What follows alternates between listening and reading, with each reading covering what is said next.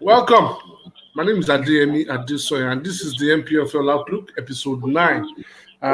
Hopefully, for episode 10, I have something special planned.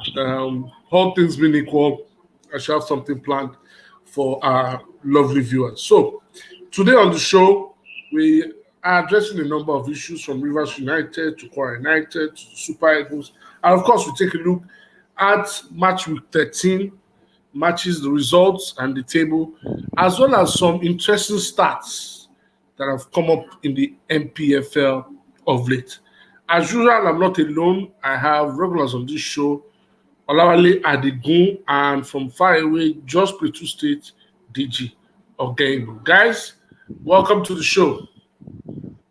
Yes, good to be here, as always. And the NPFL Outlook is gradually becoming a mainstay, of the NPFL from an online perspective. If the internet permits us, Wale. Yeah, of course, but also, you also have to be fair and say that the internet itself is a reflection of the country itself. That is the truth.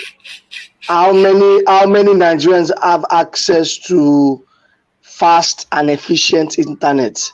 That's the big question. Wale, funny thing is, even though I try not to make this show about the networks, but today, before coming on there, because what happened 2 weeks ago with me, myself, DJ and Timmy, I had to keep testing my internet, testing. And for the first time in a long time, my internet delivered 8 Mbps. For the first time. And that is still below standard. That's below standard. Much below standard. But this is the first time in a long time that is delivered that good a speed. So I'm happy and I'm confident that it will stay that way. At least we'll finish this show. All right. Maybe internet is better in Jos though. I don't know. Maybe I should ask Digi. It was internet like you. Because the commercial. Check bottom. So it's bad there. You could say that it's bad everywhere. You have Google. You have Google in the background there. Internet cannot be bad. Well, you just have to go there, guys. Let's kick off. Let me start with Deji because he is the one that was close to a team that was on the continental beat. So we're talking about Rivers United. I think there's somewhat of a continental. Deji's laughing, but it's true now. Are you not close to one of the teams that was on the continental beat? All right, so Rivers United suffering a bit of continental hangover. I beg. What I'm not is your take? Okay, I think Deji is having some technical issues. Let me switch. Deji, are you there? Yeah, I'm here. I'm back here. Okay, so what's your take on Rivers United post elimination from the CAF Confederations Cup? Okay, I think they're in trouble. Although they've tried to manage it very well. But the management has leaked out with the issues of Theophilus Afolokai, their captain, Ifeanyi Anamena, also who are the highest paid players in the team. They brought them in from Enyimba in the off-season. But you could see the signs and the cracks on the wall, especially when they were outstaged by Enyimba. Fine, it's luxuries of penalty. It could go either way. But we knew Enyimba were the favourites to go into the next round, which they did. But it has affected them. They started the league on a very good note, winning matches comfortably well, to the point that likes of Kunle Odulami, their captain Festus Austin, were not even starting games. The backline of Ifeanyi Anamema as well as Fortune Wari were doing very well. And up front, Gordon Agoda was scoring the goals. Bobby Clement also too was scoring the goal. So they looked unstoppable, but it just takes one minor issue to cause all this rocker, and they seem to have capitulated now. Back-to-back defeats for them, lost over the weekend to Warri Wolves. It's not looking good at all. It's not looking good. And the old man himself, Stanley Guma, needs to find a way of managing it. He's been there. He's done it for 3 decades now. coaching grassroots clubs in Port Harcourt to being the Dolphins coach in the early 2000s, now with Rivers United. He needs to manage it. They're away in Jos, that's tomorrow. And the Jos side are looking good. They've gotten a better striker. So overall, maybe Afenukai's suspension, even though the management and media department of Rivers United haven't come out to confirm it yet, but it looks like these guys are having some bit of part also in the team, players as well as the management. So if they bring that to Jos tomorrow, they will get walloped, similar to what happened to Enyimba when they also lost out on the continent last season, and they came to Jos immediately and got beat by 4 goals to nothing.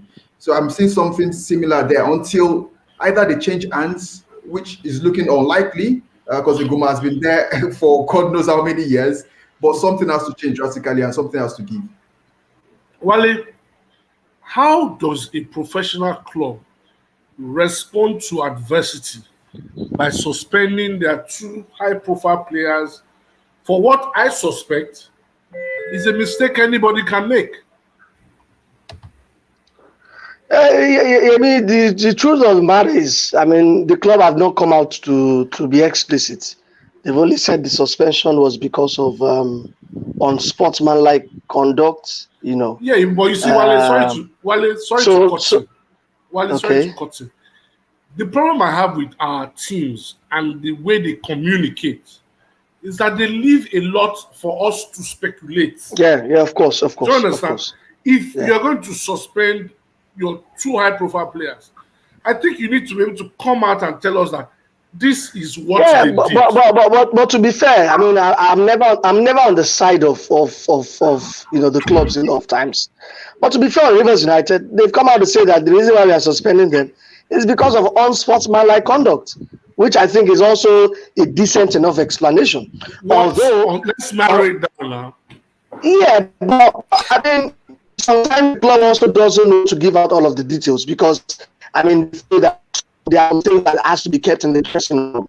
But basically, we put up yesterday a video of what happened in Uyo is surfaced. You know, about how Ifeanyi and Theophilus were trying to play out from the back, and a lot of analysts, a lot of league analysts have linked that suspension to what happened because that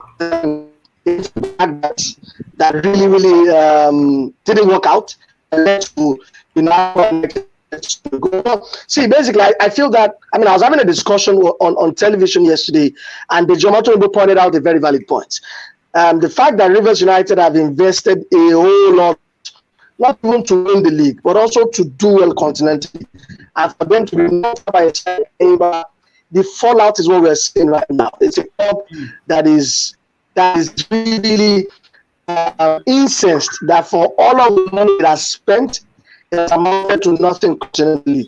I mean, their signings were tilted towards the Confederation Cup. Let's be very honest. You know, they brought in players like Godwin Aguda. You know, brought in Teofilo. I mean, it was probably the most expensive acquisition in the last window. You know, by an MPFL side. So you have to really understand their frustrations. But it's a very short period for them because, I mean, they have to stand the tide. They have to find stability. They have to find calm.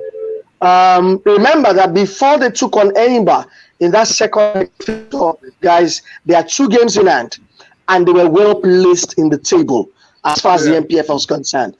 Now you take a look at the table again. They've lost back-to-back games. There are 2 games in hand right now, guys. If they do win it, it doesn't even get them close to top 2. That's how bad things are for Rivers United. So they have to get back to the basics, start winning games, at home. I thought they started the season, even doing well away from home this season. And I remember that, I mean, you were asking me who I was starting for the title, and I thought it was Rivers United. And right now, they are really disappointing. But you see, Wale, this is my take. When you make investment, there are only 2 results. Is that the investment yields dividends, or you make a loss? There are no guarantees, right? No guarantees. We've been here where Everton signed 10 players, one transfer window. Spurs spent all the bail money, signed about 11, 12 players, and it Yeah. led to nothing. They didn't do well. But what happened? They fired the manager, right? I think our clubs need to learn to respond to adversity. Adversity in the sense that they need to prepare their minds, especially from a psychological standpoint, where look, guys, we've been unable to progress. I was looking forward to watching Rivers United on the continent. In fact, I had plans to go to Port Harcourt to potentially work there. Port Harcourt is a more attractive place to go to, to watch continental football than Aba. Let's leave out the pedigree of the two teams. So I'm thinking that maybe it's a psychological problem that they should have responded to from a psychological standpoint. Yeah, but Yemi, I think that your approach can be termed as a methodological one or an academic one. Okay. I mean, you've profiled an academic solution here. But I mean, we should always remember, and I think that Deji would agree with me, that this is a government club. The expectations are different. Let me give you an instance. All of the money the club have spent to bring in these players, it didn't come from the club itself. It came from the government. And you have to understand that the governor of that state is one of the most demanding governors, is one of the most volatile governors that you can have. He expects to see results. And let me also give you another instance here. I mean, just bring it to your memory. Stanley Eguma's job is a job that he has for life. There are a lot of shenanigans behind that. Have you ever heard that Stanley Eguma is about to be sacked? Have you ever heard that Stanley Eguma got a 3-match ultimatum? I mean, did you understand? He understands how powerful a manager like Stanley. They are in the middle of a very bad run that would have seen him being asked questions of his future at the club. But nobody has asked. So a lot of these machinations, we have to understand, behind a club like Rivers United. And the only way they could respond to it is probably try and suspend players and see if they can try and get a performance or get a rejuvenation, a renaissance out of them. They are never going to sack the manager. Never. Instead of the manager going, the players will have to go. It's as simple as that. So there's somewhat a transfer of aggression. I mean, Yeah. See, it's a bit complex. I gave an example of what happened to Eyimba last season. And I think this is where I respect Fenencia Ayasiago. They've built a very solid structure at Eyimba that it doesn't revolve around the coach. And I think that's what happens in most European club side. The coach should be the first person. When they go outside from the continent, they played like 2 games and they lost back-to-back. As at this stage of the season, Eyimba were like 14th or 15th. Guess what? They sacked Abdullah immediately. But they had a truckload of games in hand, DG. Yeah, I know. But at that point, they had lost back-to-back matches. I talked about the one they lost in just by 4 goals to nothing. I think prior to that, they had lost to Wiki 2 again by 2 goals to nothing. The team was in disarray. They brought in his assistant, Fatah Osho, who was basically agreeing on. But I mean, it's Eyimba. You feel they would have gone for maybe a Boboye who had not gone to Aqua at that point, or gone for a big caliber coach. Because they knew the structure was there, but the coach had fallen out with the management, and there was this bit of discord with the players. So they just kept him there, and he started winning matches. In fact, since Osho got appointed in February of last year till now, he has the most away victories of any manager. The players were good. Now, it doesn't change the fact that Versailles players were good, but like Wale said, Eguma has this nexus with the hierarchy over there in Rivers State, even the government. He reports directly to the governor.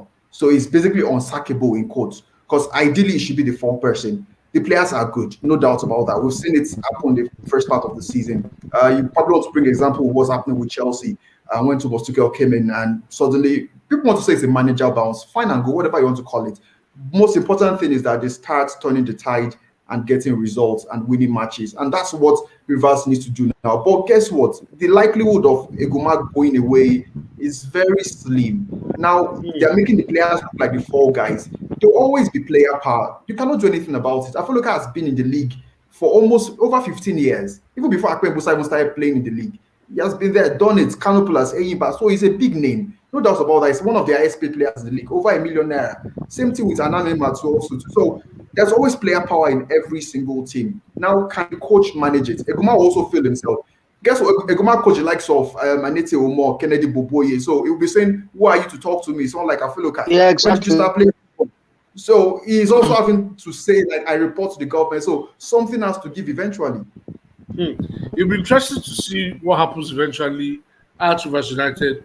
I had high hopes for them this season, and I hope that they will bounce back. If you are joining us, please remember to drop a comment. Thank you for your comments, Bole.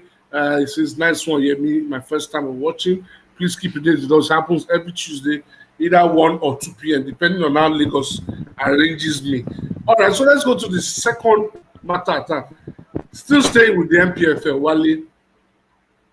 Kwara United at top of the table as we speak. Yeah. Can we take them serious as serious title contenders? No, I don't think there's. I will take them with any of seriousness yet. I mean, it's not the business end of the season. The business end of the season is when you have to do and get the scraps. So We'll get to the second half of the season. exactly. I still think it's the honeymoon period of the season. I think that everyone right now is in a thick position. You know, everyone's in a thick. I would need to see teams like Eimba, teams like Rivers United, have a full complement of their games. I like to see on the same about quite good. I mean, they've looked really good. Nobody gave them a chance. Oano has been something else for them this season. They scored, I think, and I think, like, you know, to do like has to be what you do at home. You have to be about picking those at home. And Kwara United have really done well. I thought that they recruited decently, maybe not too much. They also have the backing of the government here. I like to see. I like to have this conversation again when it's squeaky ball time and when it gets, that's when it gets really critical. You know what I mean? Okay, so Deji, do you differ from what Wale has said about Kwara United? Okay, interestingly, I met Abdullah before the start of the season, and this is also one well-traveled coach. For a side that struggled with relegation last season, I was really surprised with the sort of run they had put together. I saw them in just play, even though I attributed their win to be more of disarray of Plateau United at that point, but they've proved me wrong. I like the look of Christopher Nweze, their defender. Aside doing the deed at the back for them, he comes through with his own fair share of goals. Well, even though he comes mostly from penalty spot, and he holds them like a glue together. Up front, Michael Oano, 3 goals already. Is back into the side. One of the biggest sign-on fee. Even I can't divulge that. But No. Did you know? You have to see. This is part of the quarrel that now Wale always have. Wale Abi, this non-divergence of disclosure of financial terms. I had this. The people need to know. The viewers need to know.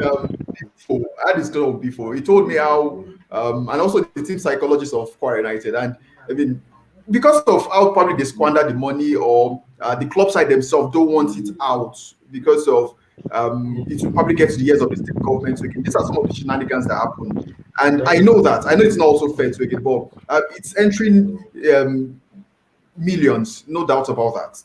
Let me just give a range between 3 and 4 million. Wow! And they took a risk on him for the second time. Yes. They took a risk on him for the second time, and he's delivering the goods. So, but that's still not to say that they're the best team. In terms of player personnel, they are not. But that doesn't really give you a full outlook of what to expect from a team in the MPFL. You look at player in terms of personnel: Eimba, Rivers United, Aqua United, Kano Pillars, Plateau United. These guys have got better personnel than Kwara United. But people are shaped them into a team that is delivering very well. At some point, they went 6-7 games unbeaten. That's the longest stretch in the league this season. Eimba on the 5-game unbeaten streak, now winning 3 and drawing 2. So I think top 4 is feasible for them. Winning the league, I think that will be stretching it too much. That's a long stretch. So I think the good days are back. Yeah. They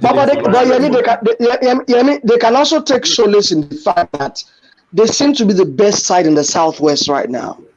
You know, and I mean that's a lot of confidence. That's if you're in the school of thought that Kwara is Southwest. Southwest, right? I get that point. If you are going to consider them in the Southwest, they look like the best team. They look like the most settled team. In fact, I think generally they look like one of the most settled teams in the league. Yeah, they look really settled. I mean, there were talks about, you know, player salaries before the season started, but they found a way to sort things out. And once again, see, once you have the backing of the governor, if you are a government club, I think you are in full force. Nobody can stop you. And like JJ has rightly said, before it doesn't talk too much, but you have to. Yeah. I don't know if you agree with me, but it's one of the best minds in the game. Yeah, well traveled, is well learned. I like coaches that get the job done. Yeah, and you don't see them in the news. In fact, you get to a point you start asking yourself, "Come, who is coach of Kwara United again?" Oh, okay. So I think at a point in time, he even sponsored himself for a course in Brazil. He went for a course. I mean, he's taking a lot to beef up himself, you know, and quite benefit right. You know, it's really good.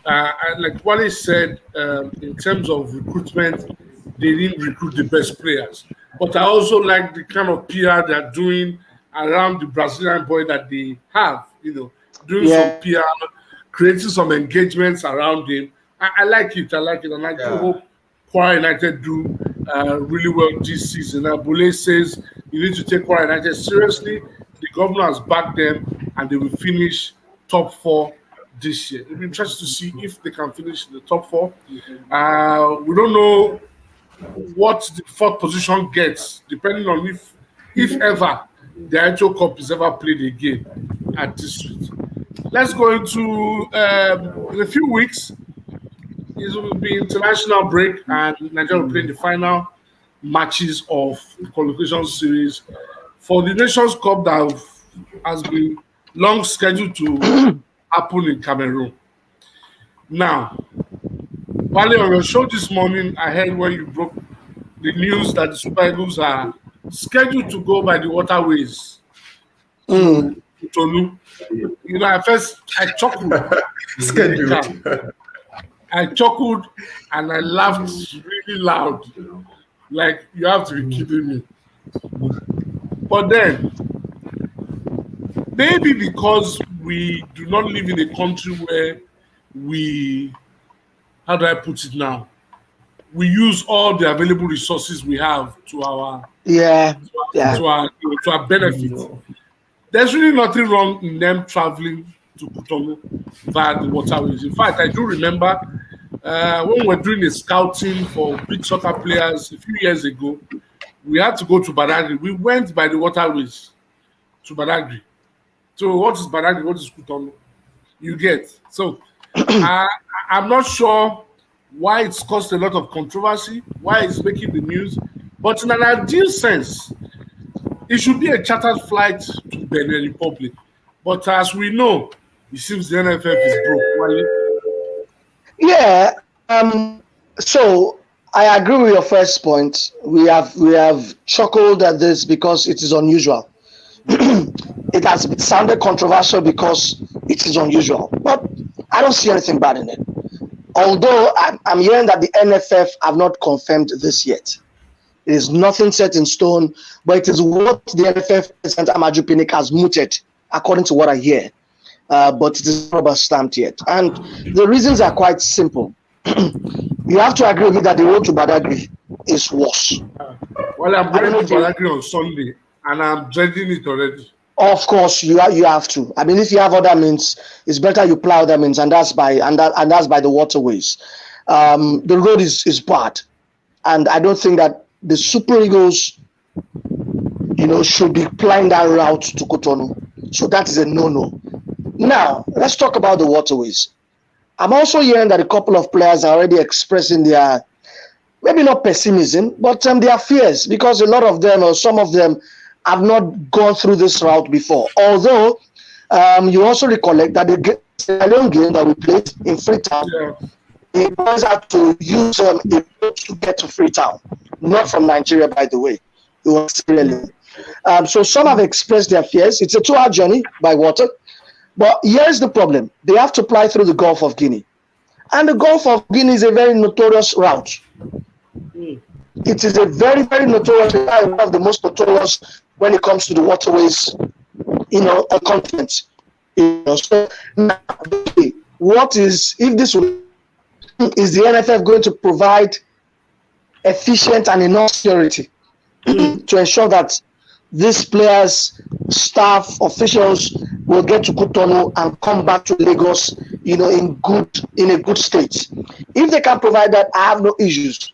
I don't think that the journey that is between a neighboring state will change our flights, honestly. Especially in this situation that we're in, where it is in quotes that the so I think it's a different experience for the players. But also remember that every player, some are seasick. Some can't even withstand, was always to fly. So a lot of players, could be experiencing. So the NFF have to put that in mind. But if not for the fact that, that the Super Eagles stock, a lot of people might not agree with me, but it becomes so desperate that we are relying on foreign-based players to play Benin Republic. It is Thank you, Wale.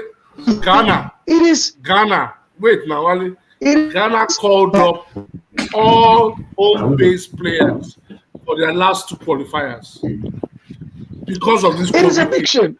It's a big shame. Because there's COVID. Some of the players are still trying to settle in.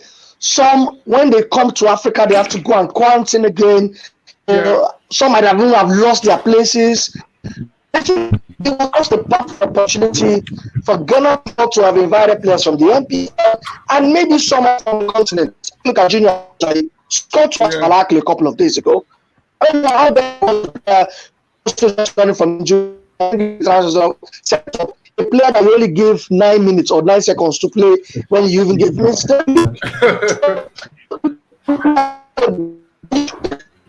how do you bring Victor Osimhen all the way from Napoli to come play Benin Republic and Lesotho? And that player still recovered from. Honestly, it's a situation that doesn't make me happy at all. I am probably one of Guerrero's biggest critics. I think the man, I'm sorry to say, I don't know if lazy is a bit of a hard or harsh word to use, but I think the man is not willing to sweat it. He likes the comfort of just sitting back and call this player, call that player, and that is done. Ghana called up all home-based players for their game. All home-based, for crying out loud, for the remaining 2 games. Why is this? Why can't we do the same? But Ariwala posted something very interesting this afternoon on Twitter, where he posted the return ticket to Cotonou. It's about 300 and it's something thousand naira. When I saw that, I said, yes, this is where the problem is. The NFF is broke. And I was having this conversation. But I'm sorry to stop you there. Yeah. I think that the another segment of what we are seeing right now is also the cost. I think that a friend of mine raised it a couple of years ago about how it is even expensive to travel in the continent. How it is even expensive to travel not only within Africa, even in your sub-region. The return ticket to Cameroon will be costing around 400,000 naira. I mean, take a look at Benin Republic, which is just the border for us. It's 380,000 naira. Yeah. So I think as part of this whole African trade, whatever, that they're trying to put together, I do believe that it's something that our leaders need to sit down and really discuss, how to break that barrier and make the entire African continent accessible to all.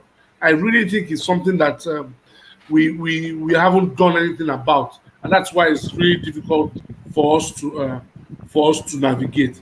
But then, Wale, from a commercial perspective, nothing Yeah. stops the NFF from having. I think that you will take this. Nothing stops the NFF from having an official airline, right? Have an official airline that can provide you a chartered plane. You give them all the necessary branding opportunities. Worst case scenario, maybe they charge you 50% of your cost because of the mileage you're giving them.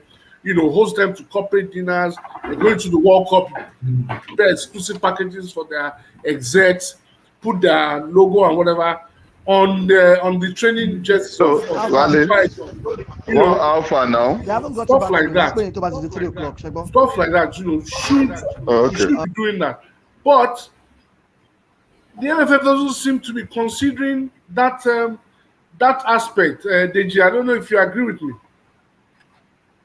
Okay, it's not fair. We want it always, and I'm saying this because you can't expect to invite all home-based players who don't have any iota of marketability in them, and still expect a big airline to sponsor the Super Eagles.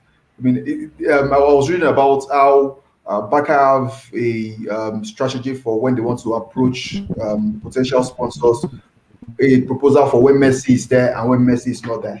So you cannot say you should not invite a Victor Osimhen and expect Andy Freke now to be the one to be the headliner for potential AFCON game or a qualifier, and you expect one of those major airlines to sponsor the team. It doesn't work that way. Let's just get out of the way. Deji, I'm not talking about this one isolated game. I'm talking generally. Nothing stops the German national team doesn't fly any other airline but Lufthansa. I'm sorry. There's Harry. Now, there's Airpeace. There's Dana. Come on. Are you telling me you can't have a conversation with them? Yeah, but Zero. Yeah, but I mean, how many of these airlines can even stand on their own feet? You know, Wale, these airlines are dealing with a lot. I know, but what having a relationship with the Super Eagles does is both ways. It both ways. We call it our biggest footballing brand, right? In Nigeria, it's supposedly our biggest footballing brand. What we can, there's a lot that the airline can also achieve. Yeah, I mean, the biggest criticism should be served for the fact that we don't have a national carrier. You know, that is why I think that we have that problem. We have that problem. Yeah, so leave that problem. Yeah, so I think that is even much more of a criticism for me. Okay, so I do hope that they will resolve it. Where's Tuja has gone off again? I was going to start a new segment on the show, which is we're taking key statistics from the MPFL this season. But let me take this comment from Tuja. Traveling by sea is not a problem. However, as Mr. Wale stated, Gulf of Guinea is reported is dangerous. Federal government could mobilize the naval police to convey them to and fro from Benin Republic. Also, I don't know why Nigeria has consistently been overlooked.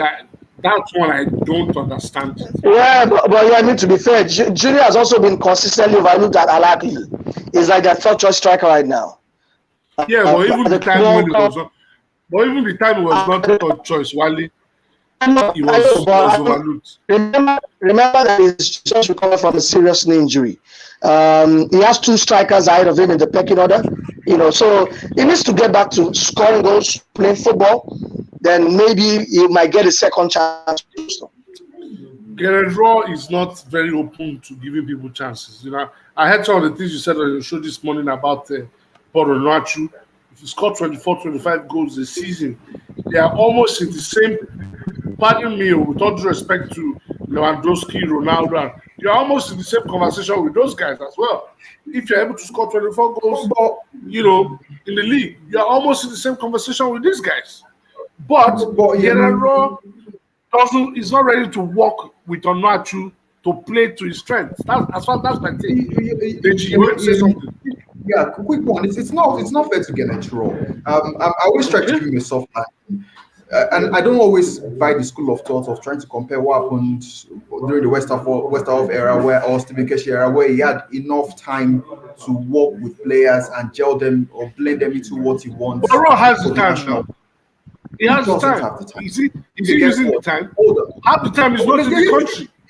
No, the time working with the players is having them on ground and trying to put a formation that would get the best out of a particular player. You get into we had COVID. We had a COVID period. We were not doing anything.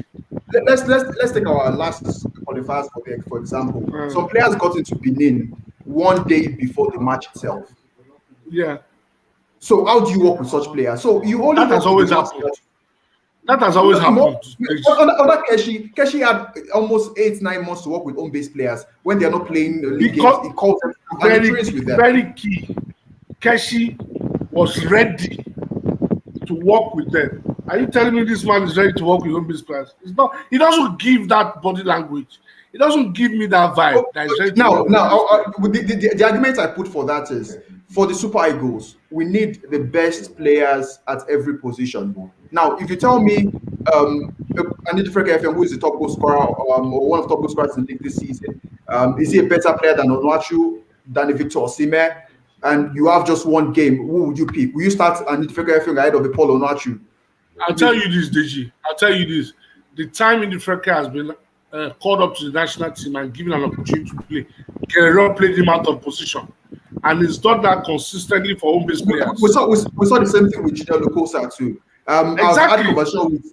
I've had conversations with, and yes, also lies some of the problems. I've had conversation with Tony Bito, the former media officer of the team, and he set an example. If I said it on my program here in Jos, he said there were some points where Kenetro is doing some match analysis about some of these players that were on Nigeria or grew up in Nigeria. And he's giving an example that even a 10-year-old will not make tactical mistakes like this. And this is where I'll go back to what Imama said, where in reality, most of them are not refined. They're just based on raw talent. You see, I get you. I get your point.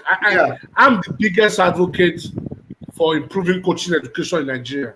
I say it without mincing words. But is that the fault of the players? It's not.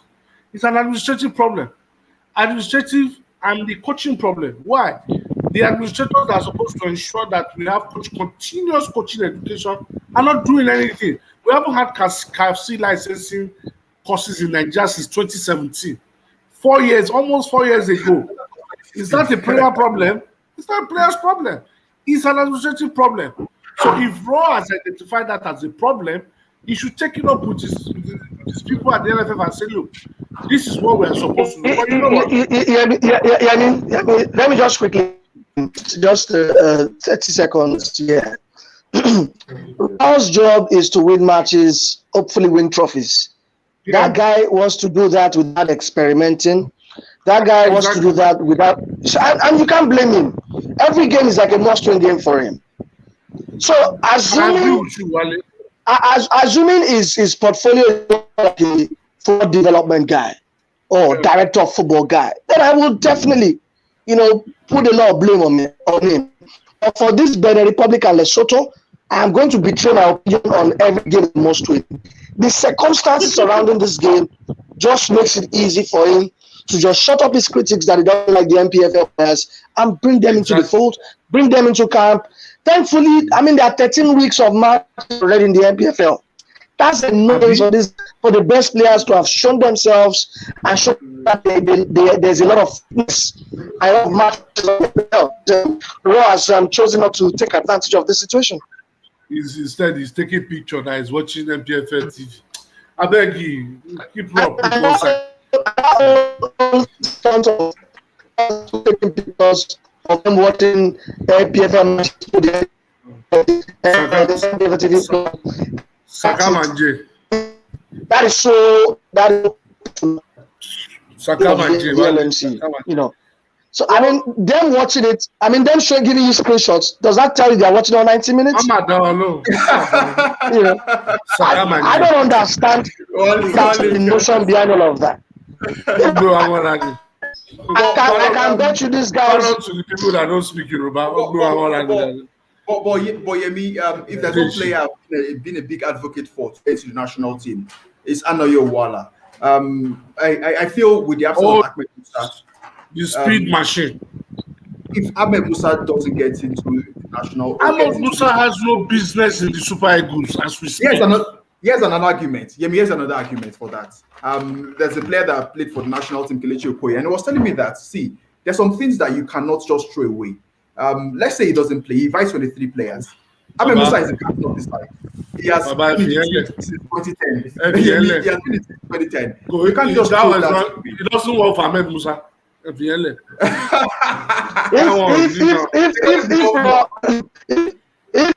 serious about moving forward, if you're serious, then Ahmed Musa being captain of the Super Eagles, I don't care who's got, has no business even being invited to near the Super Eagles for that Benin Lesotho games. He has no business. Because I mean, what basis? He can find the club. I prefer to have Odinga back in the team by having Musa. I tell you.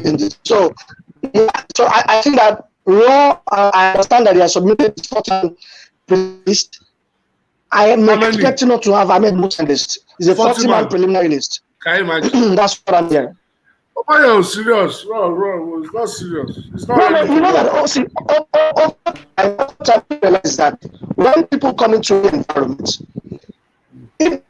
that environment will always overwhelm them. That environment will always will always overpower them, and that's what I feel wrong. Wrong with the sense of if you don't play football in the top leagues, if you're playing in China, I'm not going to invite you. And suddenly, it started spreading its tentacles. Suddenly, it started becoming much more lax. Suddenly, it started becoming much more Nigerian in its approach, to selection and to a lot of things. And right now, he's helpless against the system. He's helpless. The system has overwhelmed him. Because he's gotten, well, let's not say he has made money off the system, but Osimhen, like that's what has happened. I mean, aside Victor Osimhen, aside Wilfred Ndidi, aside William Troost-Ekong, there are players that you feel are replaceable in the national team, and there are ones that are questionable. Yeah, but look, you ask Deji, if we are being sincere, on the strength of performances this season, Osimhen is replaceable. Yes, he's the best striker we have. In fact, Wale, somebody made a comment on your show this morning and said, if Rashidi Yekini, as great as he is, was playing in this current Super Eagles, he will struggle for goals. And I agree. Yeah.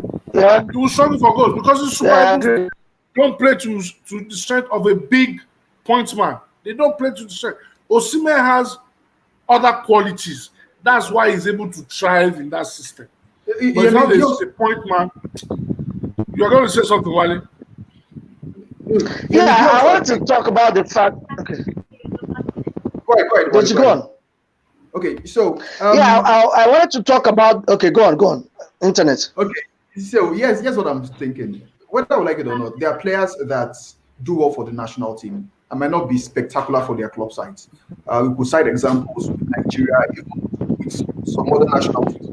You ask questions, why, for example, why does Gary Southgate not invite Jack Grealish, for example, and he prefers the Mason Mount? In terms of pure quality, Grealish certainly trumps Mason Mount, you get.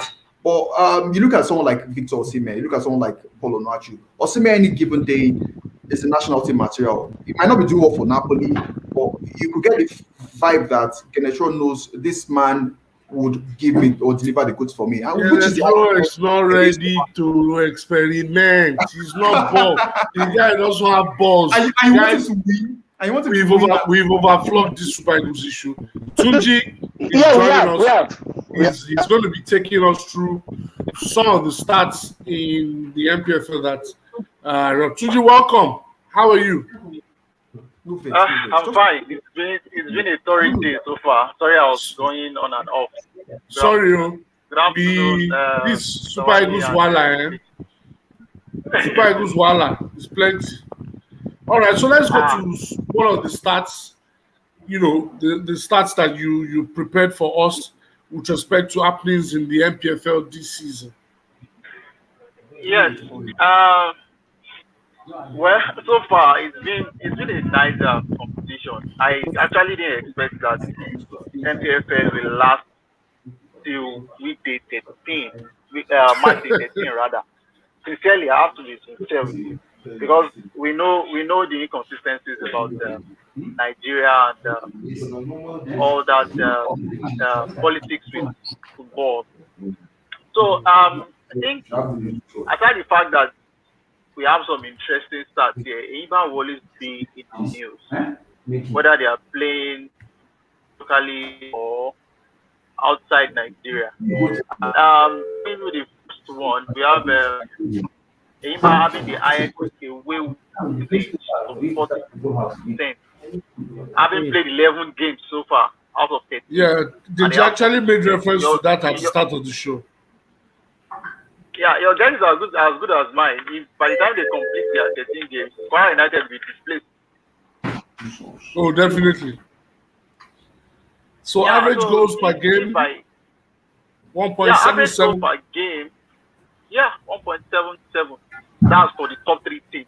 Now that's the Kwara Rangers and the Kano Pillars, 1.77. So that means it's not really a bad result so far. When we are betting on the big teams, 1.5 is a safe option for the big teams. Yes, over 1.5. Very safe option. Yes. All right. Enyimba has the highest overall win ratio of 64%, followed by Kwara United, Enugu Rangers, and Kano Pillars with 54%. Yes. So if there's anybody out there trying to place bets on them, the least you could just say is a draw, even if they are going away, especially for Enyimba. But Adamawa United has the worst overall win rate of 8%. They have only one win, which just happened recently. Yes, it shows the. Of course, they are last on the table and they are going down. There's no miracle. No doubt about it. All right, so Enyimba played 11 games so far, has the highest points per game in the league. Okay, with 2.09 compared to Kwara Rangers and Kano Pillars, who have 1.92, 1.77, 1.7 respectively. I like the fact that Tuji, you quickly put points per game there. So in case Shehu Diko decides to stop the league today, of course, we can always come back to points per game. Win the league. So Wiki Tourists are currently 13th and Plateau United are 16th. They've considered the least number of goals so far. There's something about Nigerian league that is very funny. It's considered the least number of goals, but look at their position. 13th and those up there, they are conceding more, but they are scoring more. Deji, I mean, what does that mean for Plateau United? The least goals. They have the best. It means that they have a scoring problem. That means there's a scoring problem. You can't have the best defense and you're 16th on the table. Let me shed light on that quickly. They have the best defense and best goalkeeper in the league. Arguably. Well, the best defense is unarguable.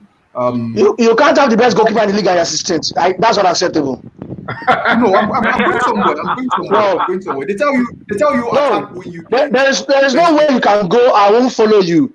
You can't be 16th on the table and have the best keeper in the league. It's unacceptable. Well, how many goals have they considered? And how many have they scored? No. See, I mean, stats are like bikinis. Yeah. You know what I mean by bikinis? They cover the bare essentials. Exactly. On the table, that is unacceptable for Plateau United in their standards. So the number of goals are considered. Go on, Deji. Go on. It's actually not a true reflection. They've got an outstanding game, first of all. Second of all, they have a scoring problem. That's never been in doubt. And that's what Wale is saying now. That's what I'm pointing out. That they have a scoring problem. That was not okay. Let me say this. Last season, before the league got altered, they had the most goals in the league. They had the best defense in the league. Now, but they lost one of those players to Enyimba. Yeah, they lost 2 of those players. The first of them, Tosin Omoyele to Enyimba. Yeah. Second of them, Ibrahim Mustafa, who top scored for them with 12 goals last season. He went to Dubai, that's UAE. Now, coming into the season, they had issues scoring goals, but they were not conceding goals. There are 3 away matches that they've drawn this season, all goalless, but scoring goals up front. Guess what? Ibrahim Mustafa came back to just last week, played against Chicago Golden Stars, and he scored 2 goals immediately. That was the most goals Okay, so he solves that goal scoring problem. Exactly. So going forward now, it seems they fixed that part. Now the problem now is the backup for him, because when he got injured at some point last season, Omoyele was there to deliver the goal. You get now Omoyele is at him now, so they don't have a decent backup for Mustafa. So I talked about Sunday. They have a decent. And Sunday has left. Well, Adetuji did not click. Certainly did not click. But I mean, talking about Sunday was never at that club. He was never at that club. Okay, he was never at that club. I get your thoughts. So Tunji, because of what they just said, we'll monitor Plateau United for the next 3 games. God help him that their goals don't go up. Let's be honest here. Plateau United, we not even smell that tense with what I'm saying. This is Dumo. This is Doom. Let's go to the league table. Yeah, looking at The league table shows Kwara United at top with 25 points from 13 games. Kano Pillars are second. And Rangers are third, both tied on 23 points. Enyimba are fourth, but note that they have 2 games in hand. Rivers United are 8th. They have 2 games in hand as well. So if for any reason, even though they're in a bad run of form, if they win those 2 games, they will go to 24 points. And that's only good enough for second at the moment. So let's go to the form guide. Tunji, Kwara United, 1 loss in their last 5. In their last 5 games, it shows that, like they mentioned the other time, Kwara United is doing something different, and for them to do something different, it should replicate in their results, which we are seeing right now. Out of 5 games, they have 3 wins, 1 draw, and 1 loss. So if they continue in this form guide, even if Enyimba is coming with a bazooka behind them, they will fight to the end of the season. So we can safely predict that Kwara United and Enyimba might just tussle it out till the end of the season, and we just find maybe the league interesting enough this time around. Well, Wale has said that we should just take Kwara United under advisement for now. So sometimes the league can defy statistics. So let's just wait till the second half of the season. So let's look at the team with the worst form. The team with the worst form at the moment, of course. Adawa United have the worst form: 2 losses, 2 draws, and 1 win in their last 5. Warri Wolves, very disappointing. 3 losses in their last 5. Let's talk about Abia Warriors, who have won 3 of the last 5, especially since they moved to Okigwe and since the ultimatum for Imama. They found some respite. Hopefully, yeah, I think there's this Nigerian factor with pressure and the deadline. I think that is what is working for Abia Warriors at the moment. Yeah. But spare a thought for Sunshine Stars, who are also in really, really bad form. Winless in their last 5. They have the worst run. I wanted to chip in on that for Sunshine. I think that low-key, the biggest result for me on match day 12. Was it 12 or 13? 12. Okay, the biggest result for me was that one in Akure. Adamawa had over time, the last couple of years, have been the worst side in the MPFL away from home. He went to Akure to pick a point. I mean, that didn't get a lot of talk time from a lot of people. And I understand because they are bottom of the club, it's a club in crisis. I mean, there's a tussle between the commissioner of sport, football, commissioner of football, commissioner of sports. But there's a tussle between the commissioner and the chairman of the club. You know, there's a lot going on at the club right now. I mean, they were coming to Lagos, their driver got kidnapped. You know, but they're going to Akure and that is some credit. By the stock to the foot of the table. Then also for Abia Warriors, Tunji was saying the ultimatum has sparked them to life. I don't think so. I think that Abia Warriors had a good team. They had a good manager, but they need a and right now is a product of a side playing football, playing synergized football. I mean, I saw their game was against Heartland. I mean, they played some sweet football, and they just needed time to be able to just get those ideas from Imama. And I think that we are seeing they are reaping the benefit of that. But the ultimatum is a Nigerian factor, and sometimes I wonder where the correlation between an ultimatum and an upturn in fortunes, how it affects performances. I still don't understand. It has to be studied. It's sticking with what you have said, Wale. You can also ascribe the same to Heartland. The time of pressure on Fidelis, his team is finally playing the way we know a Fidelis team can play. In fact, I saw, and I can't remember which game it was, that they scored 3 goals. The third goal that was scored was excellent. It was an exquisite goal, almost Dennis Beckham type, finish by the striker. You know what I can't even find on TV. No, see, to be fair, you see, I try not to want to, Wale, I try not to want to criticize the guys handling the broadcast. I think there's a lot of work to be done there. When the time to criticize comes, I'm giving them time. Let's see how their broadcast evolves. Let me to be fair. Even the games that are not being broadcast, clubs and their media teams are doing well enough to package some of those goals for us to see. Yeah, but how well are they packaging it? I mean, that is something that can be worked on, going forward. But these clubs are doing their best. I mean, Rangers put out a goal. Aqua United, the Rivers United Aqua United game. The passing from the back. Goal. Yeah. We are seeing all of that. And we are seeing some also on the MPFL TV, platform also. So I think we should give them credit. And for Heartland, once again, I think that what clubs are lacking in Nigeria in the MPFL is this time. There's no benefit of that. But if you will see the work being done on the pitch. Fidelis, before my cupboard, they are fantastic coaches. They just need some patience, for their philosophies to reflect on the pitch. Yeah, I agree with you. Let's take we're fast running out of time. Let's take the fixtures for. Why am I popping up European football? Sorry about that. Fixtures for match day 14. From an oriental standpoint, Enyimba FC Fariba looks like an oriental derby. But the big game has to be Kano Pillars versus Rangers.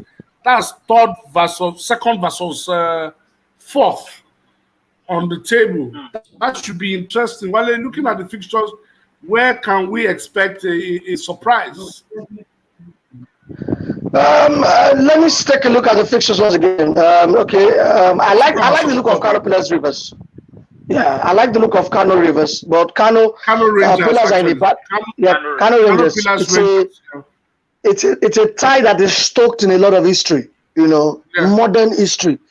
I mean, when the league was the MPL, when it was the two sides give us some very, very good games. But Pillars were coming from a place of disadvantage. I mean, they took a 2-goal lead against Dakar. That was the performance of the weekend. Yeah. And Dakar to come from 3-2 down, to win.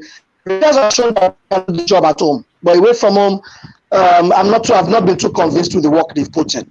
So I think that Kano Pillars will find a way to win this. Let me see the fixtures once again. On the screen. So I think that Kano Pillars. Actually, a fixture, Kwara United Wiki Torres. I think we should look out for that. Okay, fixture. Yeah. Kwara. I mean, see, if Kwara want to win the league, which I think they can't, or if they want to finish exactly. But Bauchi is a difficult place. See, I mean, Bauchi is a very difficult place. Did you know that? They were playing Rangers. Was it match day 11? Took the lead.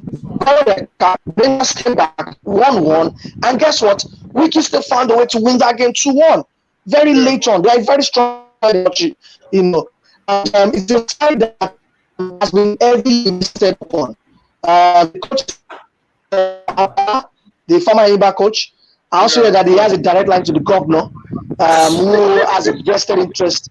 See, that's the first thing you have to do. If you have the ears of the governor, then you're almost untouchable at the end. So I think it's a game that Kwara United will only check the label. I think this one. All right, so Deji, for you as we round up, which game sticks out for you there? MFM and Jones. Well, no, there's actually a rescheduled game tomorrow between Plateau United and Rivers. Yeah. I see United winning that. So Plateau United winning that. Plateau has two home games back to back. Game. People seem to forget they played 3 consecutive away matches which they lost. Against Warrior Wolves, against AIBA, and against Aqua United. But for me, like Wale said, it's the Kano Pillars game. I've been really impressed with Kano Pillars. They didn't do well last season. Walu Ali, Rabiu Ali, Yima Wagwa, they've done pretty well up front for them, and with their interesting coach. So I'm thinking that a continental sports. So I feel they'll get back to the summit of the table. But people seem to forget they are playing away from home. This is a side that for the last 10 years have been playing on the artificial turf of the Sanya. And now they are playing in a natural turf in Kaduna. And they are delivering the goods. They've not lost a game in Kaduna. And you must really give them kudos for that. So that should be the standout feature, certainly, against Rangers. Guys, Salisu Yusuf has done a decent. Wale? I think there's an Okigwe derby, isn't it? Something? Okigwe derby. Say it's a Okigwe derby. Oh yeah, that's true. That's true. Yeah. Warriors. Atlanta Warriors. Yes, there's an Okigwe derby. That's what and I think that both sides will go into that game with an equal chance. Abia Warriors have mastered the Okigwe. Atlanta feel comfortable there. That should be the game.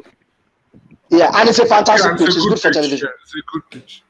Guys, we have gone beyond time. Tunji, thank you very much for the stats. Sorry. Please remember what Deji said. Please said the site I got the stats from. Putting stats, Sports Flames, and the MPFL TV. Those are all right. Thanks for the stats, and we look forward to getting new ones. More stats. Yeah. All right. Thank you, Tucci. So Wale, Deji, thank you very much. Hopefully everything goes well. Quick one. My parting shot.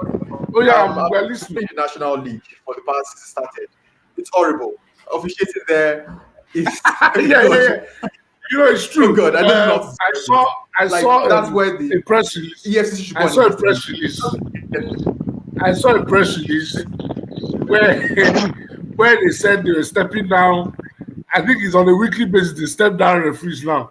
On the weekly basis. If you want to know the dungeon, if you want to experience penalties in the 9 minutes of matches. Yeah, if you want to experience the depths of the dungeon of how the soul of Nigerian football has been destroyed, how the soul of has been destroyed, go to the Nigeria National League. That is where you'll find all of that. But my parting shot, Yemi, you must not leave this. You mustn't wrap up this program without thanking the internet. The internet was good. Unless you don't want to do your show seamlessly next week. Yes, if you want to do your show seamlessly next week, send the internet. The internet was very decent. Thank you very much to the network providers. Thank you for good service today. I've checked the speed of my network. It's about 5.7 Mbps today. So it's gone down. It's still doing well. That's a lot. It's a lot.